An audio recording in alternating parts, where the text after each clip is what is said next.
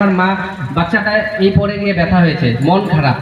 আর যখন নার্সেরা ডাক্তাররা যখন ইনজেকশন পুশ করে মুখ টিপে বাচ্চা কেঁদে যাচ্ছে, ওই ভ্যাকসিনের সবাইরাই জানেন যখন ভ্যাকসিনের 3 দিনের ব্যথার বেজি দেওয়া হয় 3 মাসের 6 মাসের বাচ্চাকে, তখন মা বাবার কষ্ট হয় না কেন?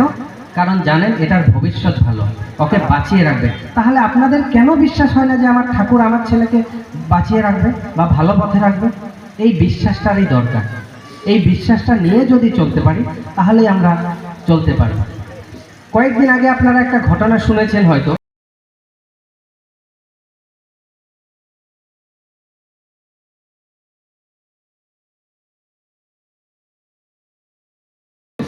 তো বাচ্চাটাকে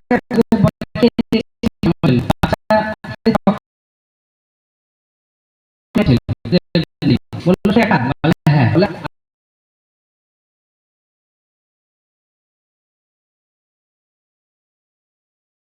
আচ্ছা আছে তো, আবার একটা হাতে আরো চকলেট দিল।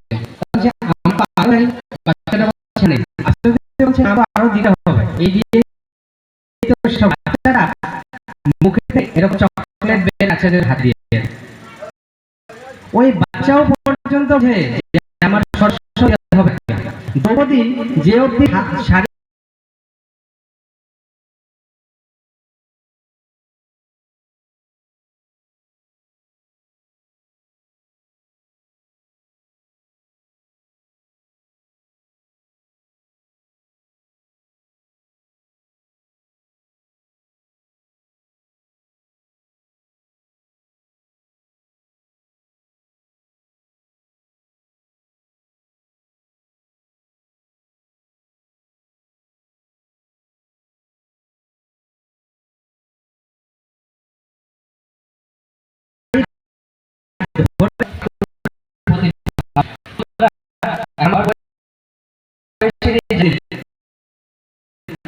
তারা চলে যাবে কি হবে,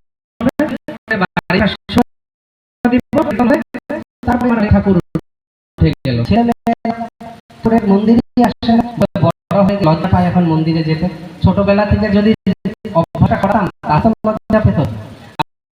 আজকে ভালো লাগে যে কোনো মন্দির সন্ধ্যাবেলা জায়গায় যেখানে আসা হয় ওখানে আমরা মন্দিরে কেরা খেলি, মন্দিরে সব ধরনের হয় বাজে নেশা ছিল। অন্যের কি বাবা মায়ের ছেলেদের করে আমরা 11:30 12টা প্রত্যেক দিন মন্দিরে বাড়ি যাই, মা বাবারও ফোন করে যে কোথায় আছিস, খবর নিতেই হবে। তাদের ঠাকুরের বিশ্বাস আর তারা জানে ছেলে তারা মন্দিরে আছে।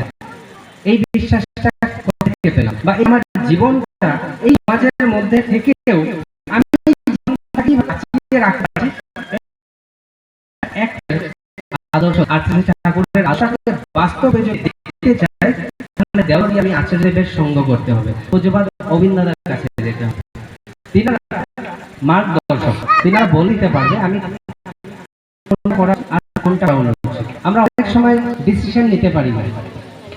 অনেক সময় এরকম হয় আমরা দেওঘর যাই, দেওঘর গিয়ে নিবেদন করি আগে দাদা এই হয়েছে কি করব, অমুক হয়েছে, আমার ছেলের এই অসুবিধা, আমার বাবার অমুক রোগ, কি করবো। এখন কথার কথা, আমার যদি রাত্রিবেলা বাড়িতে কোনো অ্যাক্সিডেন্ট হলো, হতেই পারে, ঠাকুরের দীক্ষা নিয়েছি মানে এই না আমার জীবনে কষ্ট আসবে না।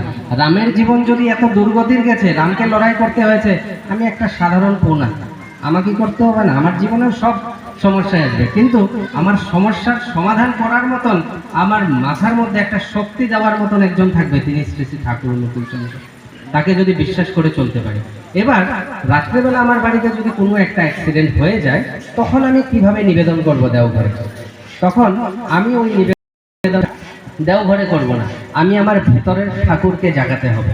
কিভাবে জাগাবো? ওই একদিন শুধু ঠাকুর বাঁচাও করলে হবে না। আমি নিত্যদিন যদি আমার জীবনে ঠাকুরের আদর্শগুলোকে মেনে নিই, তাহলে অল্প অল্প করে হলেও আমার চিন্তাধারা ঠাকুরের মতো হতে পারে। আর